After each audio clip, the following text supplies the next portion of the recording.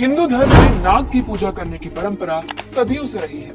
इस धर्म में आस्था रखने वाले लोग नाग को भगवान शिव का आभूषण मानते हैं। देश में लाखों लोग नाग की पूजा करते हैं, लेकिन हमारे देश में एक ऐसा मंदिर है जहां दर्शन के लिए नाग पंचमी के दिन हर साल लाखों लोगों की भीड़ आती है।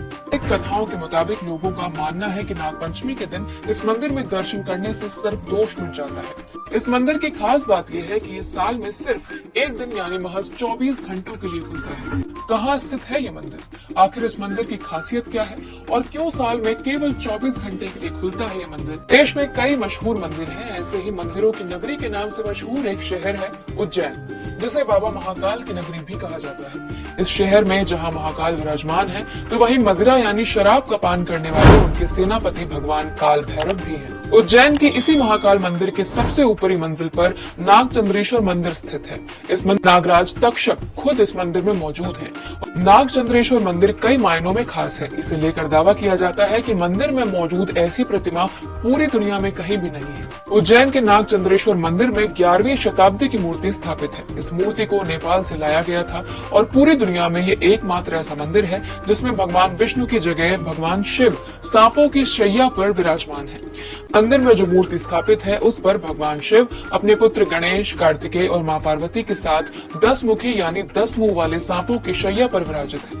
ऐसा माना जाता है कि मालवा साम्राज्य के परमार राजा भोज ने 1050 ईस्वी में इस मंदिर को बनवाया था।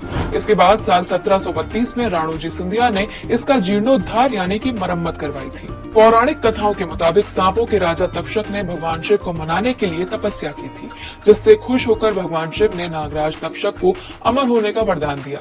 इसके बाद नागराज तक्षक ने भगवान शिव के समीप ही रहना शुरू कर दिया, लेकिन महाकाल वन में रहने से पहले उनकी इच्छा थी कि उन्हें एकांतवास में कोई दिक्कत न हो। इस कारण से हर साल सिर्फ नाग पंचमी के दिन ही उनके मंदिर को खोला जाता है। तक्षक का जिक्र महाभारत के ग्रंथ में है। पौराणिक कथाओं के मुताबिक तक्षक नाग प्रजापति कश्यप की पत्नी कद्रु के गर्भ से उत्पन्न हुए थे। इन्होंने 1000 सांपों को जन्म दिया था। तक्षक अपने भाई वासुकी से छोटा और दूसरे सभी सांपों से भयानक था। वासुकी वही नाग है जो भगवान शंकर के गले में विराजमान। तक्षक नाग ने ही राजा परीक्षित को काटा था, जिससे उनकी जान चली गई थी। ऐसा माना जाता है कि यहीं से कलयुग का आगमन भी हुआ था। कलयुग के आगमन का ये संबंध महाभारत के आदि पर्व किताब में भी मिलता है।